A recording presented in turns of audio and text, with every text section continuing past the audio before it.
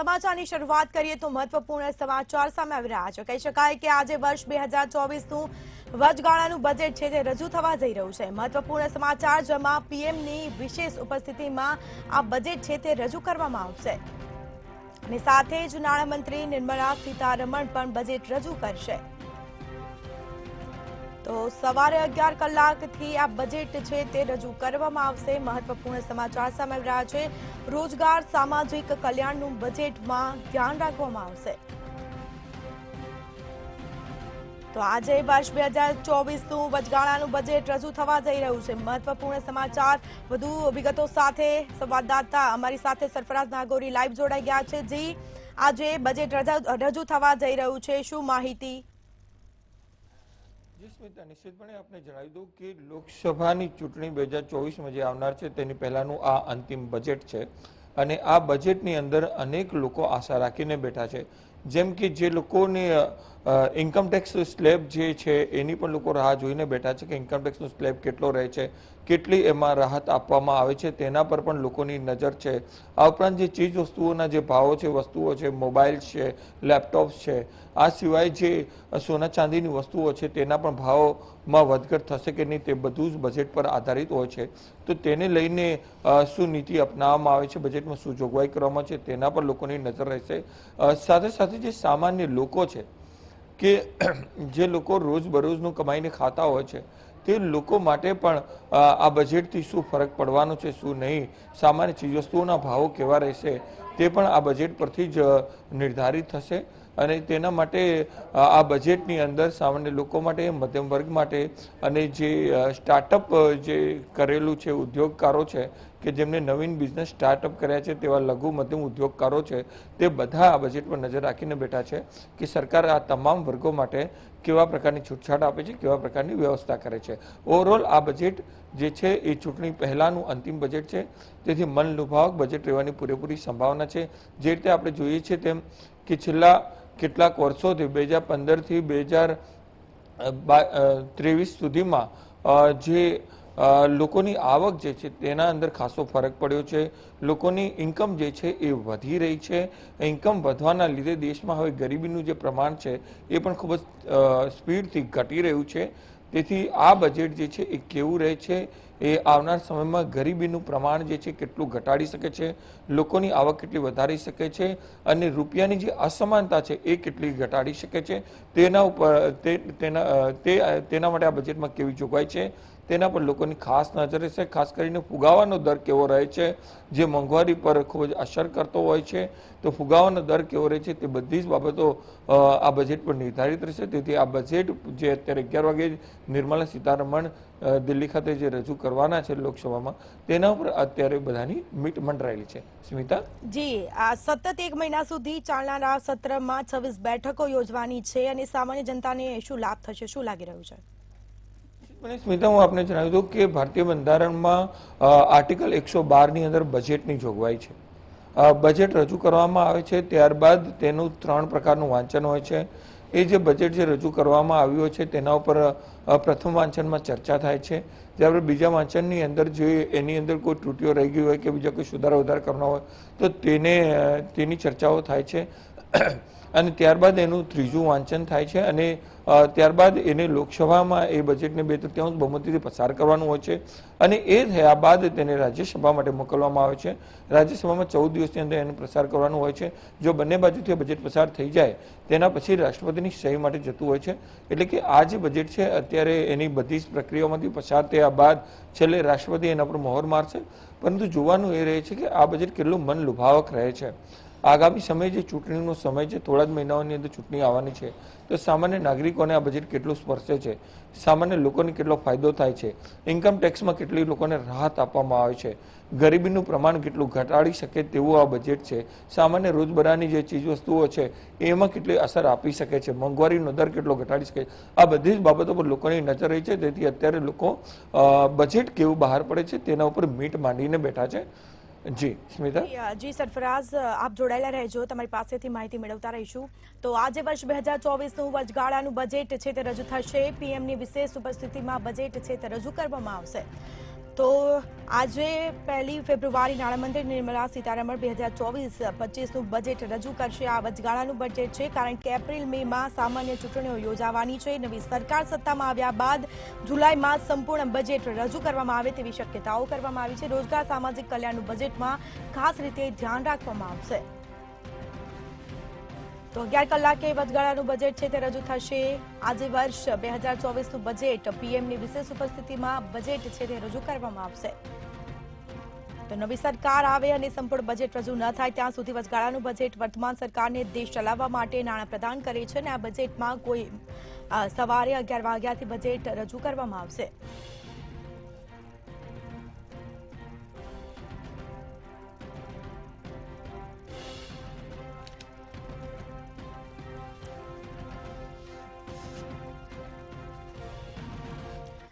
જી, આની સાથે ચર્ચા કરવા માટે અમારી સાથે બીજેપીમાંથી હિરલ પ્રજાપતિ જોડાઈ ગયા છે.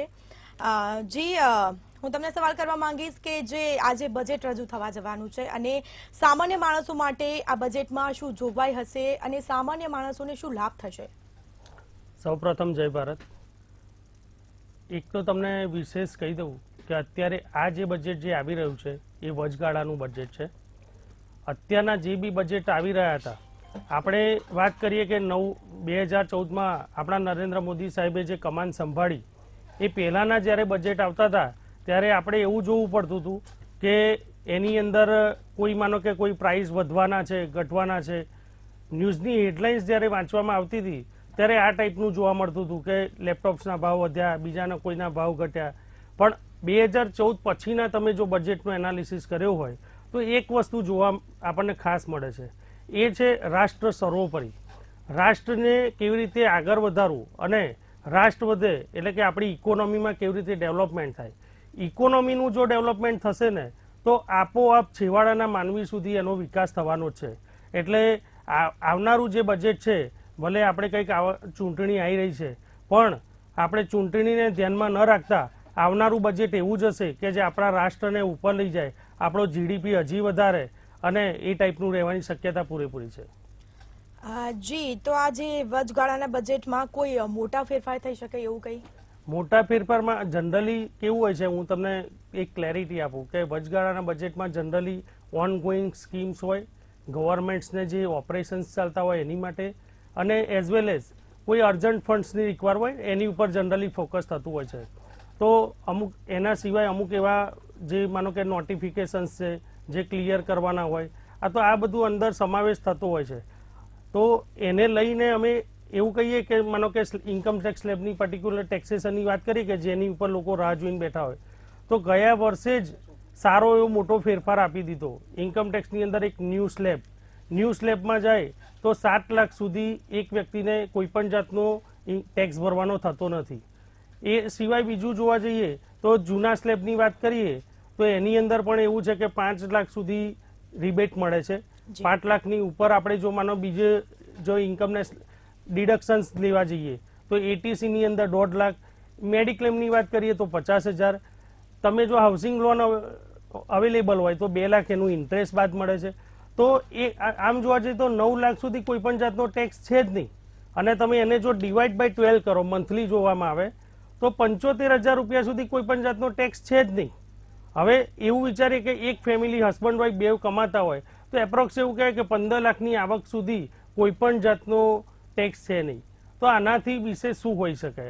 એટલે અમારી ગણતરી પ્રમાણે અમને જે ગણતરી છે કે આપણો દેશલક્ષી ઓલરેડી જે વસ્તુ બેનિફિટ્સ આપવા જોઈએ આપી રહ્યા છે, એટલે એમાં ફેરફાર થવાની શક્યતા ઓછી છે.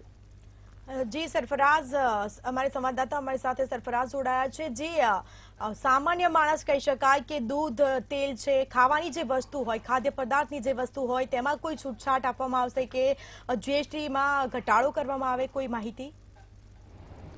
જે નિશ્ચિતપણે અત્યારે 11 વાગે જે બજેટ રજૂ થશે તેની અંદર લોકોની સ્વાભાવિકપણે આશા છે. 100% વચગાળાનું બજેટ છે એટલે આની અંદર જે રીતે હમણાં બીજેપીના પ્રવક્તાએ જે પ્રમાણે કીધું તે પ્રમાણે જે મહત્વનું જે અત્યારે જે સરકારની જે યોજનાઓ ચાલતી, જે ઓપરેશન્સ ચાલતા હોય એના માટે જે બજેટ જે હોય એની ખાસ ચર્ચા હોય.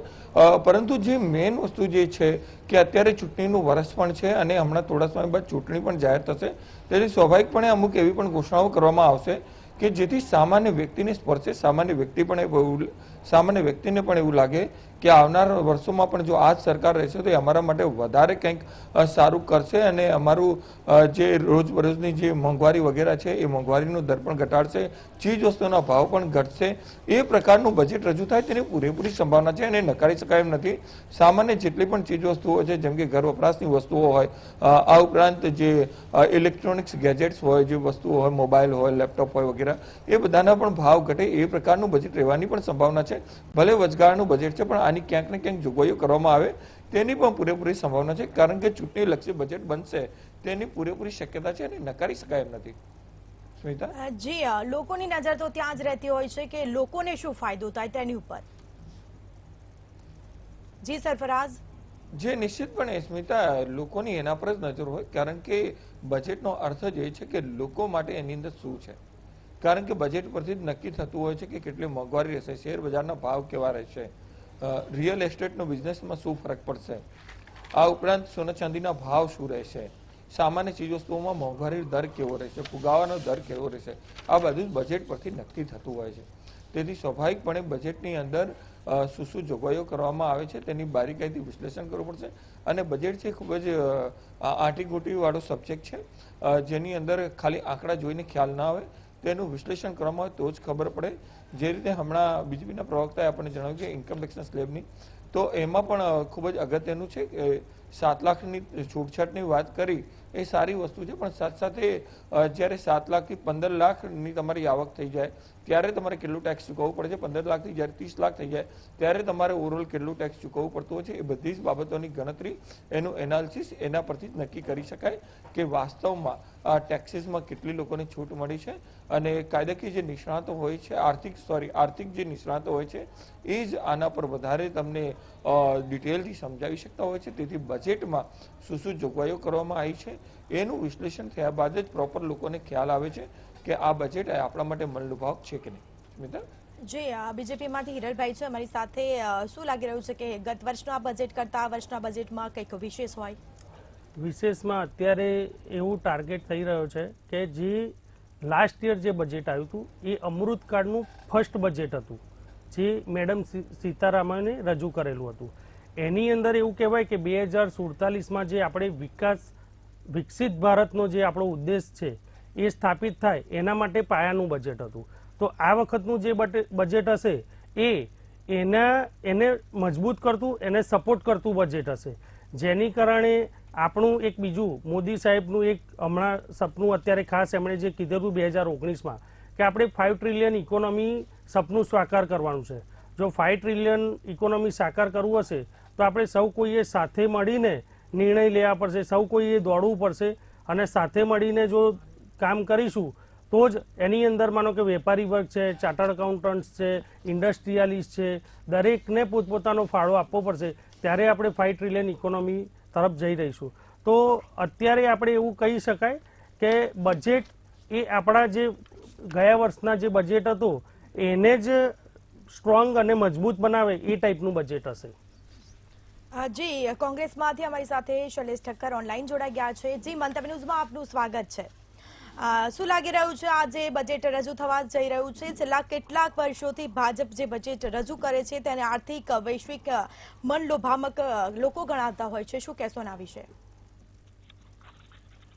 સૌપ્રથમ તો તમામ મિત્રોને નમસ્કાર. ને થોડો અવાજ ઓછો આવે છે મેડમ, જરા જોઈ લેજો.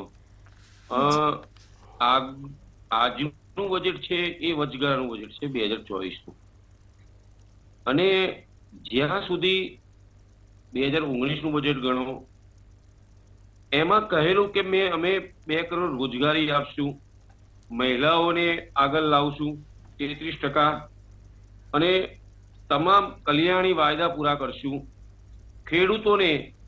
ખેડૂતોની ડબલ આવક કરશું 2024માં. આપણા માનનીય શ્રી વડાપ્રધાન બોલેલા, આપણા અમુક સંસદ સભ્ય બોલેલા, એટલે વારંવાર કહેવામાં આવે છે, વાયદા કરે છે, વચનો કરે છે, પણ જે હકીકત જે જમીનની સ્તરે જવાનું છે એ સ્તરે નથી પહોંચ્યા. બજેટ રજૂ કરે છે પણ જે બજેટ શિક્ષકો માટે, બેરોજગારો માટે, યુવાનો માટે જે રજૂ કરવાનું છે. અત્યારે યુવાનોનું શું માનો છો તમે? યુવાનોને નોકરી આપવાનો વાયદો કર્યો તો 2 કરોડ દેશની અંદર.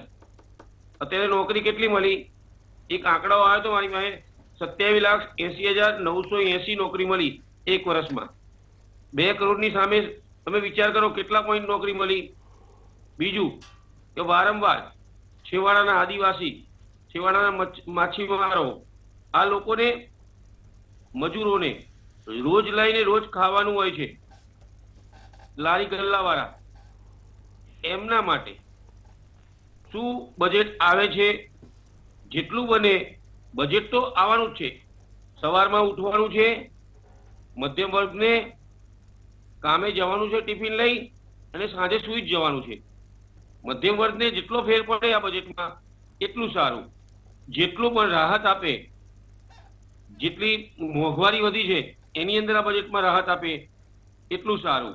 એવી આશા રાખીએ છીએ કે આજના બજેટમાં ઉદ્યોગપતિઓને ધ્યાન ઓછું આપે અને મધ્યમ વર્ગ અને સામાન્ય લોકો ઉપર ધ્યાન આપે એવી વિનંતી છે. જી હિરલભાઈ, આપ શું કહેશો આના ઉપર? આપની પ્રતિક્રિયા શું? હું એમને પહેલા તો કહીશ, એમણે વુમન્સ વિશે કીધું તો મહિલાઓ માટે ખાસ અવાજ નથી આવતો. હા, મહિલાઓ માટે હું ખાસ કહેવા માંગુ છું કે 69% of 44 crore loans sanction under PM Mudra Yojana. તો 69% લોન વુમન્સને આપવામાં આવી. 84% loans sanction under stand up India, જેમાં વુમન્સ ભાગીદાર છે. 55% ઓફ બેનિફિશિયરી અંડર પ્રધાનમંત્રી જનધન યોજના, બેનિફિશિયરમાં વુમન્સ એડ થયેલા છે. 86 lakh woman through home ownership, એટલે કે 86 લોકોને, જે વુમન્સને કેવી રીતે એમનું નામ હોય હોમમાં અને જેની કારણે એમને પાવર મળે એવા કામ થયેલા છે. સ્ટાર્ટઅપ ઇકોસિસ્ટમની અંદર તમને વાત કરું ને તો એક કન્ડિશન એવી છે કે તમારે કમ્પલસરી મહિલા અંદર ડાયરેક્ટર જોઈએ. તો જો મહિલા ડાયરેક્ટર હોય એવા 40 જે સ્ટાર્ટઅપ ઇકોસિસ્ટમ છે એમાં 45% વુમન્સની ભાગીદારી નોંધાઈ છે. તો વુમન્સની આ જે છે, હું તમને સ્ટેટિસ્ટિક જે થઈ ચૂક્યા છે એની વાત કરું છું. તો વુમન્સ માટે ઘણું બધું બીજું બી છે, પણ આ તમને એક સ્ટેટિસ્ટિક ઉપરથી આઈડિયા આવશે ઘણું બધું વુમન્સ માટે ડેવલપમેન્ટ થઈ રહ્યું છે. અને બીજા તમને એક મને વાત કરી કે એગ્રીકલ્ચરની વાત કરી, ખેડૂતો માટેની વાત કરી, તો હું તમને જાણ કરી દઉં કે અત્યારે 6,000 રૂપિયા પર યર, એટલે અને આવા 11,000 crore ફાર્મર્સને આ ફંડિંગ જઈ રહ્યું છે ગવર્મેન્ટ ઓફ ઇન્ડિયા તરફથી. સબસિડી લોન્સ ઓછા રેટે ફાર્મરને આપી, આ બધું જ થઈ રહ્યું છે. સાથે સાથે ઓર્ગેનિક ફાર્મિંગ માટે કેવી રીતે પ્રોત્સાહિત થાય. હવે તમે કહેશો કે ઓર્ગેનિક ફાર્મિંગથી એમને શું ફાયદો? તો ઓર્ગેનિક ફાર્મિંગ કરશે તો અત્યારે ઓર્ગેનિક ફાર્મિંગના પ્રાઇસ તમે જોશો ને માર્કેટમાં, તો કમ્પેર ટુ જે બીજી અત્યારે જે રીતે ખેતી થઈ રહી છે એના કરતાં ઘણા ઊંચા દામ છે. તો જો આપણા ખેડૂતો આ બધાથી નવી ટેકનોલોજીથી અપડેટ થાય તો એમને પણ સારું એવું વળતર મળી રહે છે. બીજી ખાસ એમને આપણા જે વક્તા હતા એમને હું કહું કે યુપીએ સરકારના 10 વર્ષમાં 21,138 કરોડ રૂપિયા ખેડૂતો માટે એલોકેટ કરવામાં આવ્યા હતા. અત્યારે ભાજપના 9 વર્ષના શાસનકાળની વાત કરું તો 1.25 લાખ કરોડ રૂપિયા આપવામાં આવ્યા છે. તો આના ઉપરથી આપણે સમજી શકાય છે કે ભાજપ સરકાર કેટલું ઇમ્પોર્ટન્સ ખેડૂતોને પણ આપી રહી છે. એટલે વુમન્સની મેં વાત કરી, એગ્રીકલ્ચરની વાત કરી, બીજી એમણે યુવાનોની વાત કરી. તો યુવાનો માટે અત્યારે હું તમને કહી દઉં કે MSME સેક્ટરની વાત કરીએ ને, MSME છે, સ્ટાર્ટઅપ છે, આ બધામાં અત્યારે આપણો 3rd નંબર છે. 3rd નંબર વિશ્વમાં 3rd નંબર છે. અને ઇનોવેટિવ ક્ષેત્રમાં જો વાત કરીએ લાસ્ટ યરની, તો આપણે 1st નંબર રહ્યા છે વિશ્વમાં. હું દરેક જે વાત કરું છું વિશ્વની વાત કરું છું, એટલે આંકડા ઉપર ધ્યાન આપજો તમે. તો અત્યારે આપણો ઘણી બધી કૌશલ યોજનાઓને એવી ચાલી રહી છે કે જેની અંદર એવું કહેવાય કે અત્યારે આપણા યુવાનો જોબ સીકર, કે જોબ સીકર નહીં પણ જોબ ગીવર બને. તો MSME ને પ્રોત્સાહન આપવામાં આવી રહ્યું છે, કૌશલ્ય ડેવલપ થાય એવા કાર્ય, એવી સ્કીમો બહાર પાડવામાં આવી રહી છે. તો આ બધા દ્વારા કેવું છે કે આપણા યુવાનોને બેકારી, ગવર્મેન્ટ અત્યાર સુધીનો જે વર્ષોનો ટ્રેક રેકોર્ડ થયો છે એ આપણે જોવા જઈએ તો એમાં એવું જ સમજતા કે ભાઈ ગવર્મેન્ટ આપે એ નોકરી, ગવર્મેન્ટનું કામ નોકરી આપવાનું બરાબર છે, પણ જોડે જોડે નોકરી સર્જન પણ થાય. તો તમે વિચાર કરો કે આપણે 1st નંબરે સ્ટાર્ટઅપમાં છીએ, એમએસએમઈ આટલા બધા આપણા 99% એમએસએમઈનું કન્ટ્રીબ્યુશન અત્યારે આપણા ડેવલપમેન્ટ પાછળ દેખાઈ રહ્યું છે. તો આ બધામાં રોજગારી જનરેટ થવાની છે. બીજું, ગવર્મેન્ટ અત્યારે ઇન્ફ્રાસ્ટ્રક્ચર પાછળ તમને કહું 10 લાખ કરોડ રૂપિયા ખર્ચી રહી છે. 10 લાખ કરોડ રૂપિયા જ્યારે ગવર્મેન્ટ ખર્ચી રહી છે તો એનો મતલબ એ થાય કે એ 10 લાખ કરોડ ક્યાંક ને ક્યાંક એક રોડ બનશે, ટનલ્સ બનશે, પોર્ટ બનશે, એરપોર્ટ બનશે. તો આની અંદર કામ કરવા માટે જે એમણે કીધું મજૂરો છે, તો લેબર એ કોન્ટ્રાક્ટ અપાવવાના છે. કોન્ટ્રાક્ટર હશે તો કોન્ટ્રાક્ટર કેટલા બી મજૂરો થ્રુ જ કામ થવાનું છે. આ કોઈ મોટા લોકો જે છે એ પોતે ઈંટ મૂકવા જવાના નથી. તો એવું કહી શકાય કે એ રૂપિયા છેલ્લે તો છેવાડાના માનવી સુધી જ જાય છે. અને એક ઇકોનોમીના પોઈન્ટ ઓફ વ્યૂથી પણ તમને વાત કરું ને તો ઇકોનોમીમાં એવું કહેવાય કે પબ્લિક એક્સપેન્ડિચરમાં જો ગવર્મેન્ટ 1 રૂપિયો ખર્ચે ને તો જીડીપીમાં એના 7 રૂપિયા થતા હોય છે. તો એટલું કન્ટ્રીબ્યુશન વધતું હોય છે. તો જે વાત કરી એ હું તમને અત્યારે જે કહું છું તથ્યોને આધાર કહું છું. વુમન્સ માટે અત્યારે જે થઈ રહ્યું છે, યુવાનો માટે જે થઈ રહ્યું છે, વુમન્સ માટે જે થઈ રહ્યું છે, ફાર્મર્સ માટે જે થઈ રહ્યું છે, તો એની અંદર મને નથી લાગતું કે આનાથી આજ સુધી જે 70 વર્ષનો ટ્રેક રેકોર્ડ આપણે કોંગ્રેસનો જોઈએ અને કમ્પેરમાં આપણા 8-9 વર્ષ આપણા મોદી સાહેબના જોઈએ ને તો એમાં દૂર દૂરથી કોઈ સરખામણી થાય એવી નથી. ક્યાંય આપણો ટ્રેક રેકોર્ડ એટલો સારો ને આગળ છે.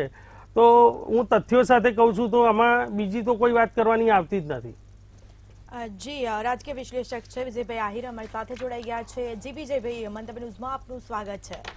સરકાર દર વખતે હજારો કરોડોનું બજેટ બહાર પાડતી હોય છે અને આ વખતે શું લાગી રહ્યું છે કે તેનાથી કોઈ સામાન્ય નાગરિકોના જીવનમાં કોઈ બદલાવ આવી શકે? જો બજેટ એટલે શું, બજેટમાં બહુ બધી વસ્તુઓનું અનાઉન્સમેન્ટ થતું હોય છે, પણ જો પ્રાઇમરીલી તમે જુઓ તો યુનિયન બજેટ મુખ્યત્વે 3 હેડ્સની વાત કરે છે. આ પહેલો હેડ્સ છે રેવન્યુ રિસિપ્ટ. રેવન્યુ રિસિપ્ટ એટલે ગવર્મેન્ટની કિટીમાં ટેક્સના કલેક્શનથી, ઇનડાયરેક્ટ ડાયરેક્ટ ટેક્સ હોય, સરચાર્જીસ હોય, એ બધાના કલેક્શનથી કેટલા રૂપિયા આવે છે. એમાં બહુ બધા સરચાર્જીસનું અનાઉન્સમેન્ટ થતું હોય છે. કોઈ સ્પેસિફિક સેક્ટરને જો વેગ આપવો હોય તો એને લગતા ટેક્સેશન અલાઉન્સ થતા હોય છે. એટલે એ એક વસ્તુ જોવાની ખાસ રહે છે. બીજું જે ઇમ્પોર્ટન્ટ હેડ છે જે બજેટમાં અનાઉન્સ થતું હોય છે એ છે એક્સપેન્ડિચર્સ હેડ.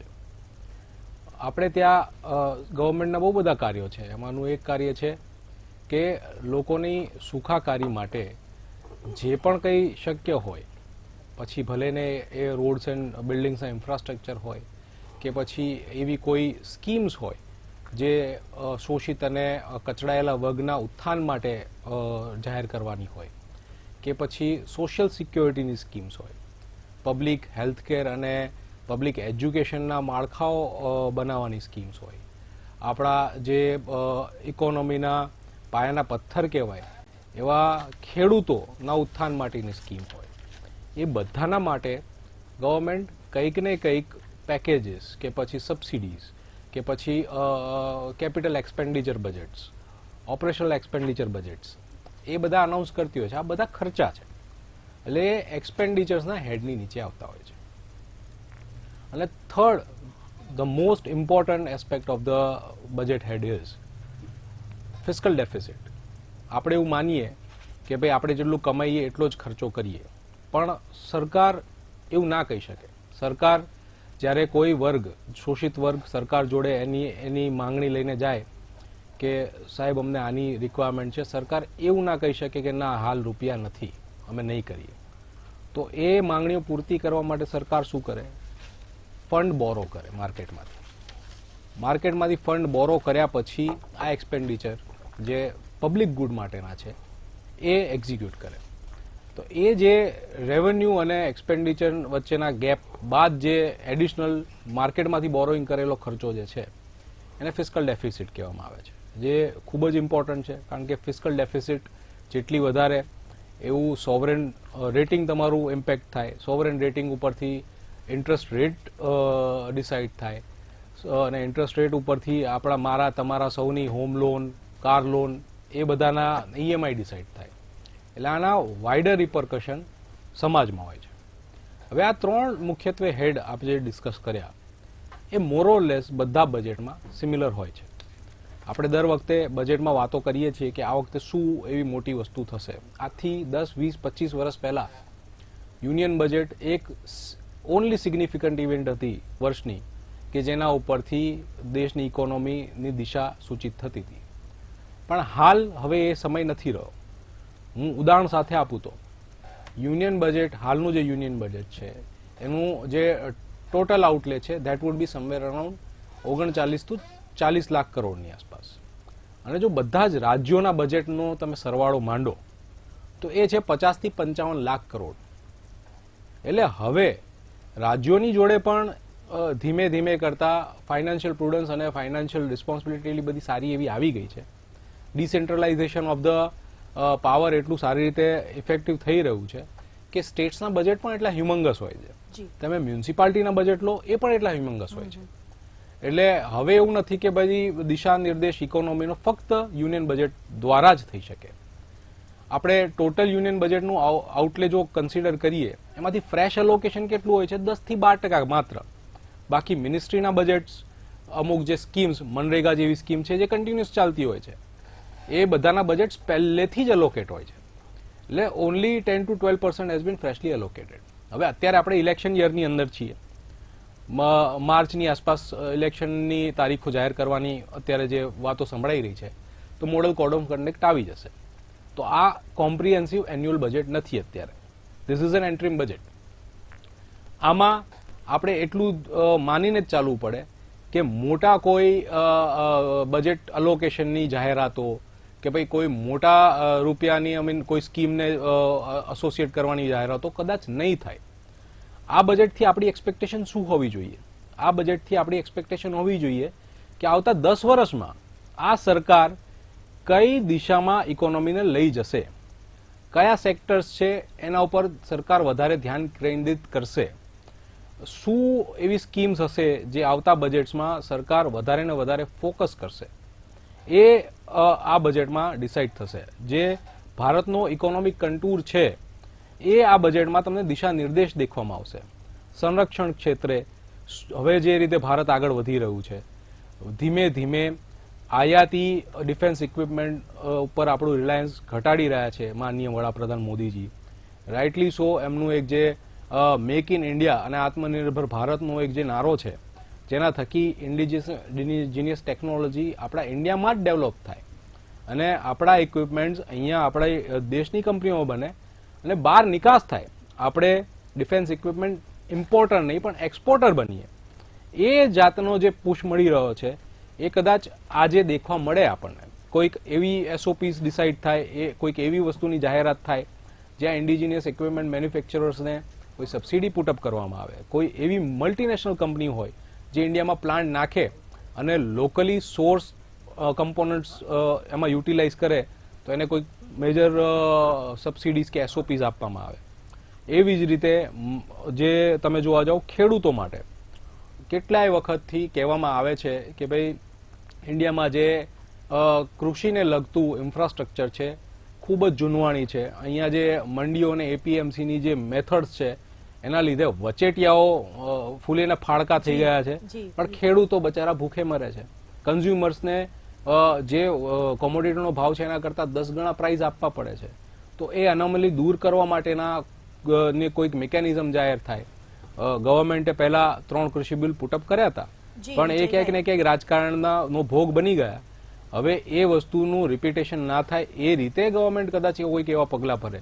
એટલે કહેવાનો ભાવાર્થ એ છે કે આ બજેટ છે એ દેશની ઇકોનોમીનું કન્ટૂર ડિસાઇડ કરશે, એની દશા અને દિશા આવતા 10 વર્ષમાં કઈ બાજુ જશે એ ડિસાઇડ કરશે. જી બિલકુલ. તો આજે બજેટ જે તે રજૂ થવા જઈ રહ્યું છે. સવારે 11 કલાકે નાણામંત્રી સીતારમણ જે છે ભાષણ કરશે અને સાથે જ કહી શકાય કે લોકોમાં પણ એક ઉત્સાહ કે આતુરતાનો અંત આવશે, કારણ કે સામાન્ય નાગરિકોને આ બજેટથી શું લાભ થતો હોય છે લોકો તો એ જ જોતા હોય છે.